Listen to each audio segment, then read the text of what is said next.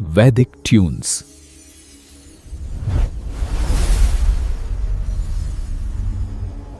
सुंदरबन के जंगल में एक ठग सियार रहता था। वह बहुत ही निकम्मा और कामचोर था। हमेशा इसी जुगाड़ में रहता कि कहीं कोई मुर्गा मिले जिसे मूर्ख बनाकर उसके साथ ठगी की जाए। एक दिन अरे बंदर भाई, कल रात में मैंने आपको सपने में देखा। अरे रहने दे सियार, तू अपना सपना अपने पास रख और मुझे जाने दे। ऐसा बोलकर बंदर चला गया। धीरे धीरे सारे जानवर सियार की हरकत को जान चुके थे, इसलिए कोई भी जानवर उसकी बातों में नहीं आता था। अब सियार समझ चुका था कि इस जंगल में उसकी दाल नहीं गलने वाली, इसीलिए वह दूसरे जंगल जाने का निश्चय किया और अगले दिन सियार अपने जंगल को छोड़कर दूसरे जंगल की तरफ निकल पड़ा। दूसरी जंगल में पहुंचते ही दिन भर जंगल का जायजा लिया और शाम होते ही एक गधे को देख उसके पास गया और रुककर बोला, गधे भाई, मैं इस जंगल में नया आया हूँ और शाम भी ढल चुकी है। क्या मुझे एक रात रुकने के लिए आपके पास शरण दे सकते हो? हाँ हाँ, क्यों नहीं। अभी तो तुम इस जंगल में नए हो और हमारे लिए मेहमान हो, और मेहमान तो भगवान के समान होते हैं। ऐसे कहते हुए गधे ने सियार को अपने पास रोक लिया और उसे सम्मान के साथ भोजन कराया। भोजन करने के बाद दोनों आपस में बातें करने लगे।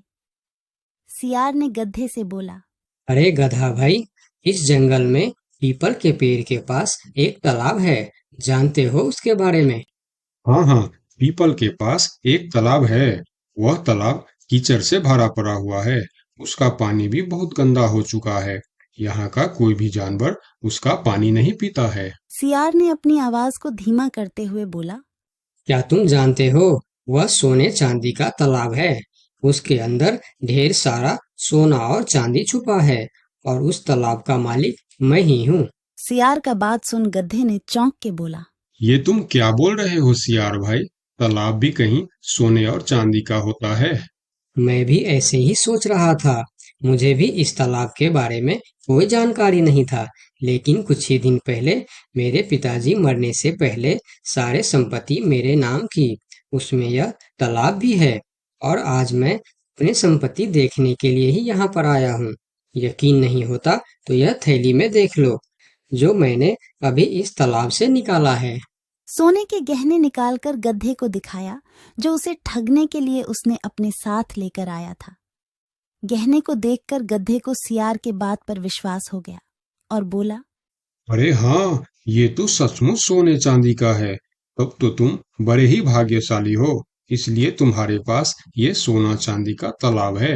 अब सियार मन ही मन खुश हो रहा था। उसे तो इसी बात का इंतजार था। गधा भाई, मुझे इस संपत्ति से कोई भी लालच नहीं है। मेरे पास मेरे जंगल में और बहुत सारे संपत्ति है, जो मेरे पिताजी ने मेरे लिए छोड़कर गए हैं। मैं तो यहाँ तालाब बेचने के लिए आया था। सोचता हूँ तुम भले जानवर दिखते हो, क्यों ना तुमको ही यह सब बेच दूं। मुझे, यानी यह सोने का तालाब मेरा हो जाएगा और मैं इस तालाब का मालिक बन जाऊंगा। बेचारा भोला भाला गदहा सियार की चिकनी चुपड़ी बातों में बहुत आसानी से आ गया और गधा सियार से सोने का तालाब खरीदने को तैयार हो गया। दोनों के बीच 4 सिक्कों का सौदा तय हुआ। ठीक है सियार भाई, मैं अभी जाकर हिरन के पास से 4 सिक्का लेकर आता हूँ। मेरे पास अपना घर न होने के कारण मैं अपनी सारी कमाई हिरन के पास ही रखता हूँ, और जब भी मुझे जरूरत पड़ता है मैं उससे ले लेता हूँ। ठीक है गधे भाई, लेकिन ध्यान से, जंगल में किसी को इस बात का पता नहीं चलना चाहिए, वरना जंगल के सारे जानवर मेरे पीछे ही पड़ जाएंगे। ऐसा बोल सियार गधे को भेज देता है और गधा हिरण के पास जाकर अपना सिक्का मांगता है। गधे भाई, घर में सब ठीक तो है ना? आज आपको अचानक से 4 सिक्कों का क्या जरूरत पड़ गया? अरे, वह अपने जंगल में जो तालाब है ना, मैं उसे खरीद रहा हूँ। तालाब खरीद रहे हो? क्या करोगे तुम तालाब खरीद के?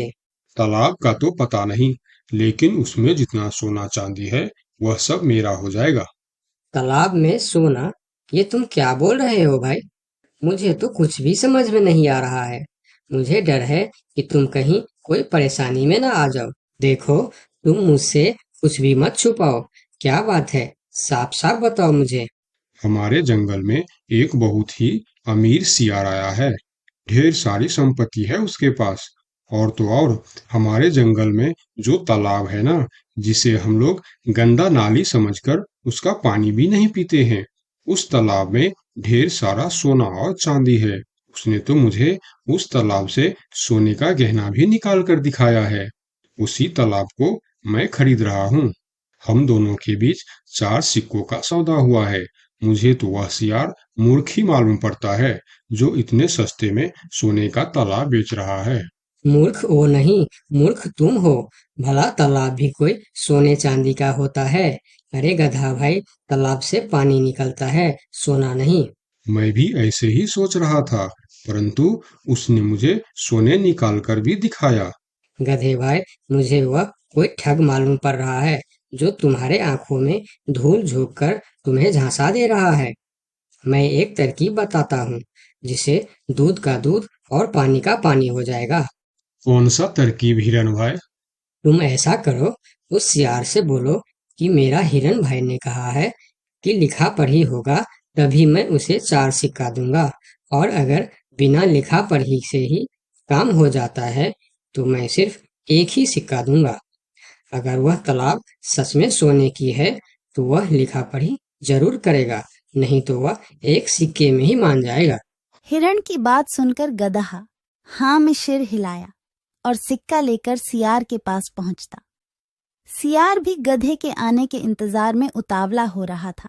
गधा पहुंचते ही सियार से बोला, सियार भाई, मेरा हिरन भाई ने कहा है, यदि आप लिखा पढ़ी के लिए तैयार हो तो मैं आपको 4 सिक्का दूंगा, वरना बिना लिखा पढ़ी के आप एक सिक्का ले लो और मुझे यह तालाब दे दो।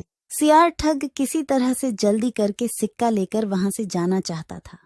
वह बोला, अरे गधे भाई, तुम बड़े अच्छे और भले मालूम पड़ रहे हो। तुमसे क्या लिखा पढ़ी कराना। चलो, तुम एक ही सिक्का दे दो। अब गधे को समझने को कुछ बचा ही नहीं था। गधे को समझ में आ गया कि सियार उसको ठगना चाहता है। ठीक है सियार भाई, कोई भी शुभ कार्य करने से पहले मुंह मीठा करना जरूरी होता है। मैं अभी लड्डू लेकर आता हूँ, आप यहीं रुको। गधा जंगल से 2-3 जानवरों को बुला लाया और सियार की जमकर धुनाई कर दी। किसी तरह सियार वहां से जान बचाकर भाग